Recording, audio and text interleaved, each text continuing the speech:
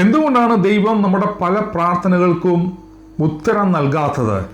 നാം പ്രാർത്ഥിക്കുന്ന ചില പ്രാർത്ഥനകൾ ദൈവം മറുപടി നൽകുന്നില്ല. നാം പലപ്പോഴും വിചാരിക്കുന്നത് ദൈവം നമ്മെ മറന്നുപോയത് കൊണ്ടാണ്, അല്ലെങ്കിൽ ദൈവം നമ്മെ സ്നേഹിക്കാത്തത് കൊണ്ടാണ്. എന്നാൽ അങ്ങനെയല്ല. ദൈവം ആഗ്രഹിക്കുന്നത് അതിലും വലുതെന്തോ ദൈവം നമുക്ക് വേണ്ടി കരുതി വെച്ചിരിക്കുകയാണ്.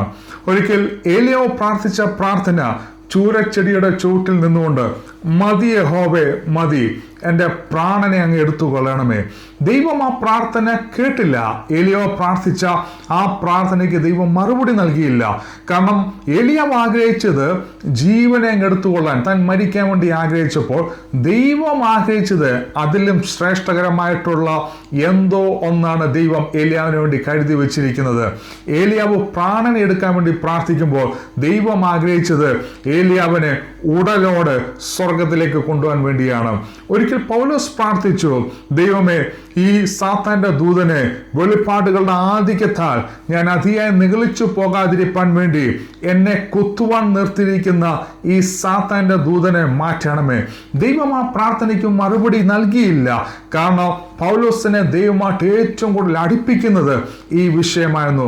ചില വിഷയങ്ങൾക്കകത്ത് ദൈവം മറുപടി നൽകാത്തത് ആ വിഷയമാണ് നമ്മെ ദൈവത്തോട് ഏറ്റവും കൂടുതൽ അടുപ്പിക്കുന്നത്.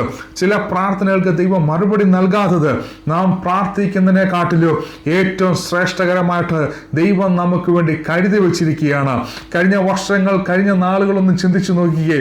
നാം പ്രാർത്ഥിച്ച പല പ്രാർത്ഥനകൾക്കും ദൈവം മറുപടി നൽകിയിരുന്നെങ്കിൽ ഇന്ന് നാം അനുഭവിക്കുന്ന പല നന്മകളും അനുഭവിക്കാൻ കഴിയുകയില്ലായിരുന്നു. പക്ഷെ ദൈവം നമ്മെ സ്നേഹിക്കുന്നതുകൊണ്ട്, നമ്മെ മറന്നു കളഞ്ഞതുകൊണ്ടല്ല, നമ്മളെ ഉപേക്ഷിച്ചത് കൊണ്ടല്ല, അന്ന് ആ പ്രാർത്ഥനയ്ക്ക് ദൈവം മറുപടി നൽകിയിരുന്നെങ്കിൽ ഇന്ന് നാം അനുഭവിക്കുന്ന പല നന്മകളും അനുഭവിക്കാൻ കഴിയുകയില്ലായിരുന്നു.